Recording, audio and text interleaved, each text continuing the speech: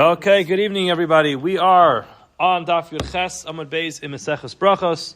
Amud Yomi, we are going to learn, hopefully, the entire Amud tonight. It's a big, fat Amud, but once you whet your appetite with this one, you won't be able to stop. So we'll see how far we can get. Just a quick reminder, yesterday on Daf Yud Ches Amud Aleph, we had a Gemara where Rabbi and Rabbi were taking a walk in the Beis HaKvaris, and the tzitzis, the tchelas of Rabbi Yonason, sorry, I said Rabbi Yochanan.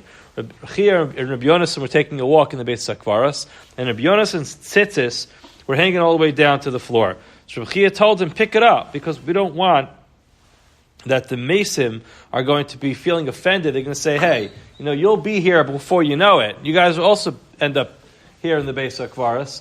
Why are you feeling so excited about yourself? Now you're walking around with tzitzis. In other words, a typical Laig L'Rosh. You're making a mockery out of people who have already been buried. And then when Rabbi Yonason said back to him, hold on a second, you think the people here in the Beis HaKvaris actually know what's going on? And he quoted a pasuk that said, Mesim Einam Yodim Me'uma, that the people who already passed don't know anything. We started having a discussion yesterday as to whether or not Mesim know what's going on. So the Gemara told us that in that case, he responded to him. The Richter responded to him and said he misunderstood that pasuk. The Mesim in that pasuk were not referring to people who are physically dead. The Mesim in that pasuk were referring to people who are considered to be dead even while they are alive, which refers to people whose actions don't live up to the expectations that we have of them. They're considered to be mace. And he brought a number of psukim to back up that idea. And then we had the story with the sons of Rabbi. It's the first wide line on Yud Ches Amud Aleph. We had the story with the sons of Rabbi, who they went out to do some business. They went to check out some properties that they owned, and while they're busy with their business, unfortunately, they forgot their learning, and they were trying to figure out whether or not their father, Rabbi, is able to be mishtatef with their tsar. Can Rabbi actually recognize and understand how difficult it is for them? They spent so much time learning, and now it seems like they had forgotten the Torah. So Rabbi Zalish actually pointed out to me last night, you're reading this Gemara, and they're busy throwing psukim back and forth to each other from all over Tanakh. And apparently, even though they forgot their Torah, they still had plenty to actually debate. So we had these psukim back and forth, and they were trying to determine whether or not a dead person actually knows what's going on. And the Gemara ended up saying that it's true that there is some knowledge, but there's a difference between knowledge that's relevant to themselves, like the knowledge of Rima v'Tolea, that the pain that the body sustains when it gets consumed by worms, and knowing what's going on with other people. So the Gemara at this point does not yet have a raya as to whether or not people who have already passed know what's going on in this world. So we are now 2, 4, 6 lines into the medium-sized lines of Daf Yud Ches Amud Beis, and the Gemara says, Velo, do people who already passed not know what's going on in this world? V'hatanya, have we not learned in a brisa, Ma'aseh b'chassid echad. There was a story with a chassid. So the Gemara gives us an introduction that this wasn't just a regular person. This was a chassid. This is a very special person. This is a person who went l'fnim Yishur Hasadin. And we'll find out why in just a minute. The Maharsha gives a couple examples of who it might be. But very chashuv people. So what happened was, Shenasan dinar la'ani be'erev Rosh Hashanah. He gave a dinar, he gave a coin to a poor person in Erev Rosh Hashanah. What type of Erev Rosh Hashanah was it? It was Bishnei Betzuris, in the years of a famine. So money was of high value during that period of time, and clearly he wasn't ani. He was somebody who had not that much money. Now his wife found out about it. His wife, he came home from shul that day. His wife said, "Where's the money that you had in your pocket when you went to shul?" And he said, I gave it to tzedakah. A guy came around the shul collecting money. I gave it to him. His wife said, Wavik nitaso ishto. His wife said to him, what's going on? Are you crazy? It's the years of famine. You have to save all your money. How could you be so irresponsible to give this money away to somebody else? So she was bothering him. Ultimately, he recognized that he wasn't going to be able to sleep at home that night. And therefore, v'halach v'lan bebeis hakvaras. He went that night on Rosh Hashanah to sleep in the Beis HaKvaras. Now, the Achronim are busy trying to figure out, of all places, that's where he goes. Forget about the fact that it's generally considered to be a bizarre thing for a person to sleep in a Beis HaKvaras in a cemetery. But Rosh Hashanah, everyone's trying to be tired of themselves. It's a day of Tyra. People go to the mikveh of Rosh Hashanah. Why would you spend the day of Rosh Hashanah inside the Beis HaKvaras? So therefore, the Maharsha explains that this whole story was a dream. That's the way Marsha explains it. The Marsha, it's classic Marsha when it comes to Gadata Gemara. The Marsha basically pulls the lessons out of the Gemara and doesn't take all the stories literally. So according to the Marsha, this whole thing was a dream that this Amora had.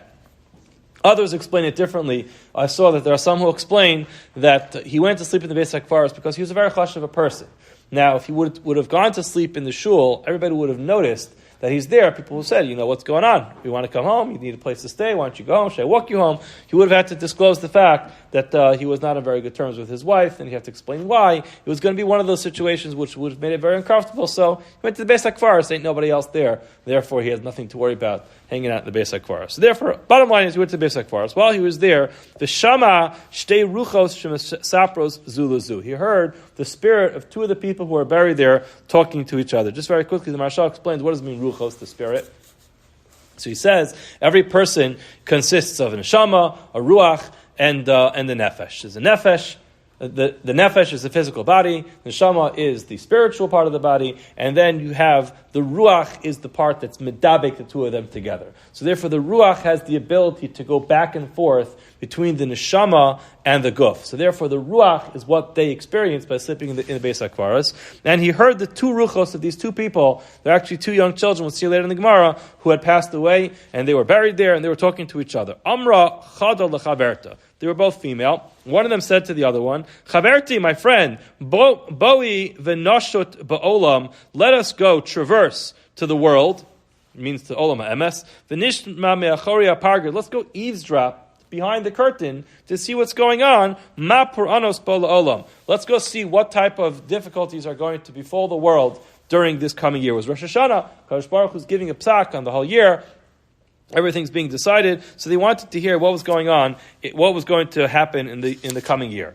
Amr Allah, the other chaverta, her friend said, Eini Yechola, I can't go, why sha'ani kivur b'machzel shakanim. I have been buried in mats of reeds. I don't know exactly why this means that this one couldn't go. It's most likely because mats of reeds are very hard, it takes a much longer time for it to decompose. Therefore, for whatever reason it was, I don't think that the body's coming out anyway. The bottom line is, but in as much as you can understand that the body is going to go out and traverse to the Olam HaEmes, it couldn't go out of a mat of reeds because it doesn't decompose very quickly.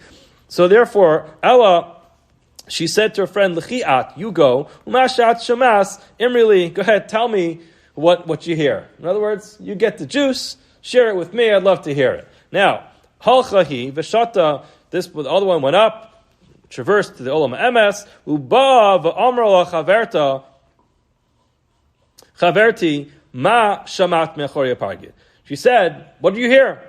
Amr Allah, she said to him, Shamati, I heard, Shakaz Aryeh b'Ravia Rishon. Anybody's going to plant in the first season of water. The watering season is divided into a few different periods. So anybody who goes to the first period, anybody's going to plant their crop during the first watering period, Barad Melaka Oso. What's going to happen is it's going to grow, and it's going to start getting hard, and then there's going to be a hailstorm. The hailstorm is going to destroy all of the already stiffened up crop that's growing.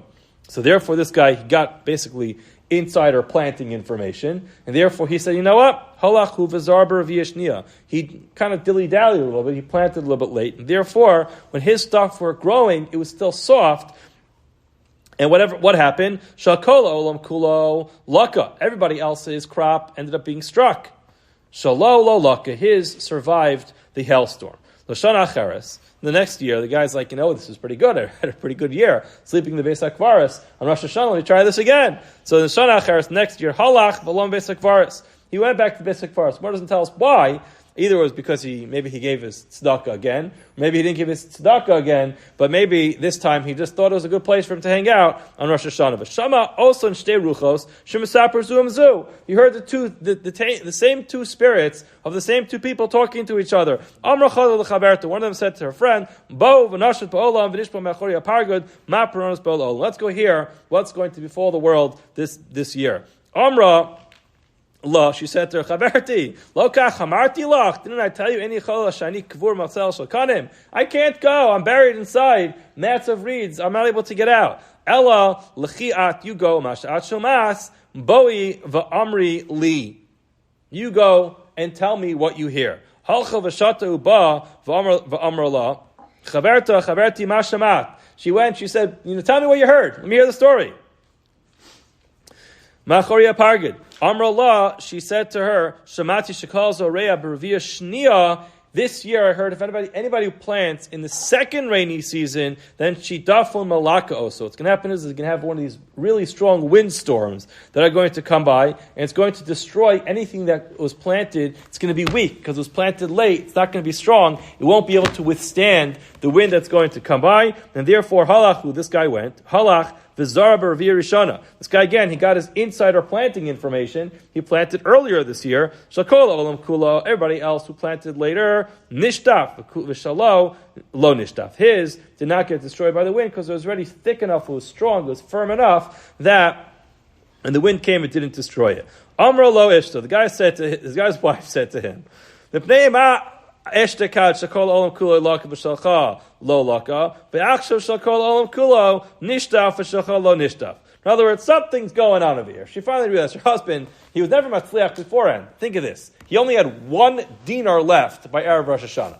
He wasn't a great businessman up until now. And Peitom, all of a sudden, we got into this fight in Erev Rosh Hashanah, and in the last 2 years, he's the most successful guy in town. What's going on? So therefore, Sachla called Ramalolo.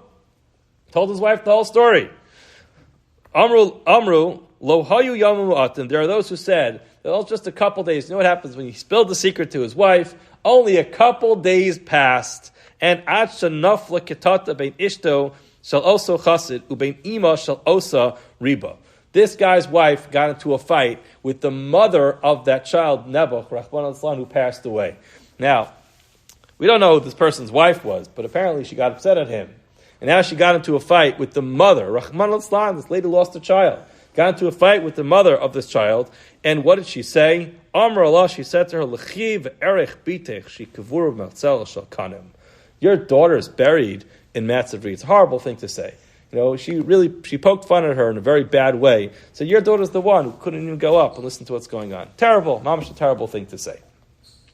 What's the point in this whole story? Anyway, L'shon Acheres, the next year, halachu v'lam beis hakvaros. Guys, I have my secret.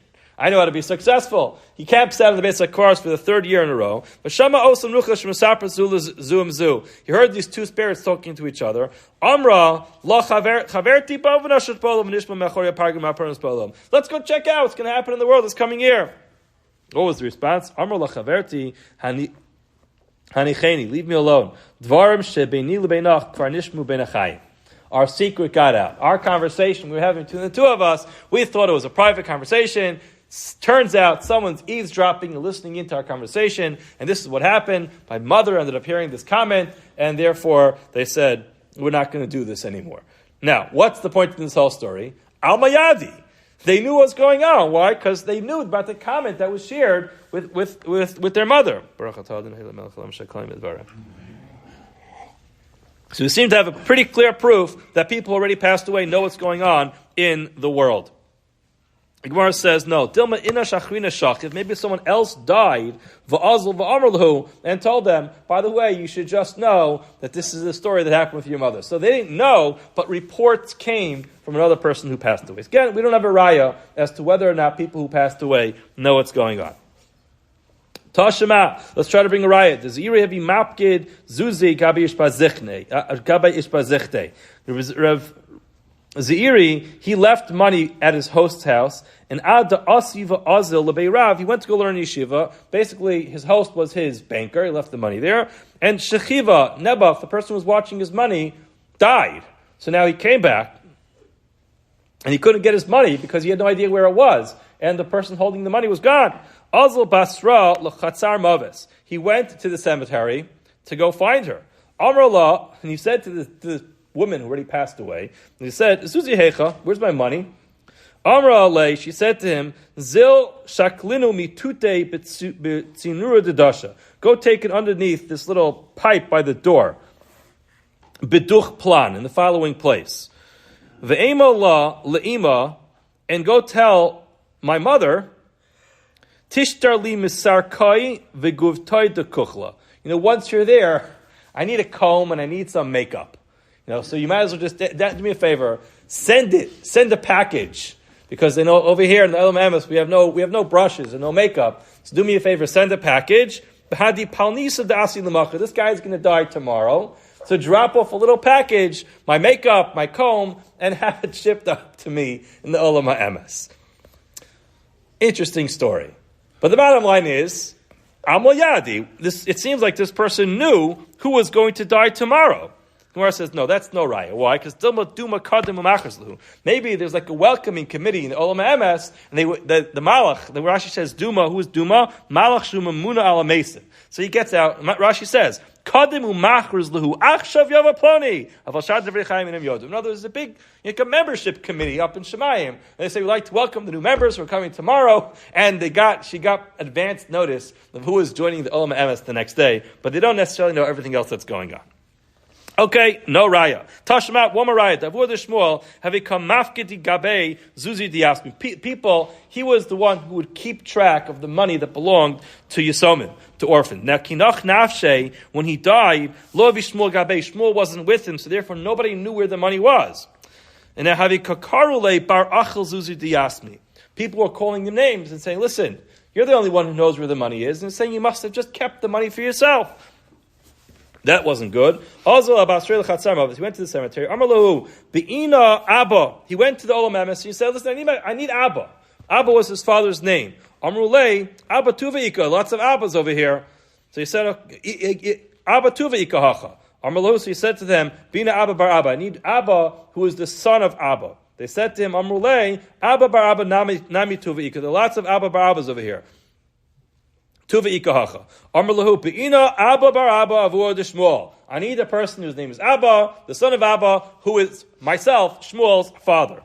Hecha, where is he? Amr lei, they said to him, Slik l'mesifta d'rakia. He's in the Mesifta d'rakia. He's learning in yeshiva. Adahachi, meanwhile, Chazye Levi, he saw Levi, the Yasvi Abroi. He was basically kicked out. He's sitting outside. He was kicked out of the classroom. So he's wondering, why is Levi there? Why are you sitting outside the classroom? You should be in Yeshiva Shamayla. You should be learning with everybody else. My time Salkas, why do you go in? Amarle, he said to him, the Amrili, they told me, Kol kihanach shani, the los likas masista de Afis. All those years you skipped shir. You didn't go to Afis' shir. Vachlishte daite. He felt very bad. He didn't show up to shir. All that time, we're not allowing you into the Mesifta D'Rakia. Meanwhile, Asavua, the father of Shmuel came, and Shmuel saw his father was laughing, and he was crying. Amalei, my tema kabachis, why are you crying? Amalei, dila'agel ka'asis. Very soon you're coming up here, like dila'agel, ba'agala was mankarev, the same word. Ba'agala, dila'agel, very soon. Rashi says, you're going to be here soon, Shmuel. So he was very sad that Shmuel was going to die. He says, so why are you laughing? He said, you're very chashiv in this world. It's not clear if Hay Alma is in Olam Emes or Olam Hazeh. Either way, he seemed to have had, Rashi seems to say, Rashi said, in the next line, Rashi understands it's talking about in Olam Hazeh, that he was very chashiv in this world. He said to him, if I'm so chashiv, maybe I have some pull. Therefore, na'alva lelevi v'ilvuhu lelevi. He said, if I'm so chashiv, if I have a good name, maybe I could use my pull to get Levi into the yeshiva. So they said, all right, no problem, we'll let him in. Where's the money of the orphans? Amarle zil shaklinu ba'amsa derechaya. Go take it. It's in the mill that we have at home. You'll see this Eloi v'tatoi didan. The top and bottom is our money. Umitziai, the middle section of money there is the yasmi. It belongs to the Yisomim. Amarle, my time of tahachi. Why'd you do this? Why'd you hide their money between our money? Amarle, he said to him, Igenuve ganvi, if people are going to come steal, then mignevu mididan. They'll steal our money because it's at the top. If it's going to get absorbed or get maybe rotted or something's going to happen, then if the rot or the moisture from the ground is going to come up, then at least it will destroy our money. Alma diyadi, the bottom line is, it seemed like, the Rashi says, Alma Diyadi, that means he knew that Shmuel was chashav in this world. Rashi has a different understanding of Alma Diyadi, which means he knew that he was coming up he was going to die soon. It seems like he was chashiv in the other world. The bottom line is he knew what was going on. Gemara says, Dilmashani Shmuel kivin dechashiv kadmi machriz. Maybe he was chashiv, and therefore they gave advance notice. Machriz panu makum, make space for Shmuel because he is coming. Unfortunately, we'll have to stop here. There's one more line in this Gemara, B'mitzvah Hashem, tomorrow night. We'll see Rabbi Yonasan, even he changed his mind. The Gemara does not clearly come back and tell us what the story is with Mason. So we always assume that Mason knows what's going on in this world, but we see from this Gemara, it's not necessarily so pashut. Have a wonderful night.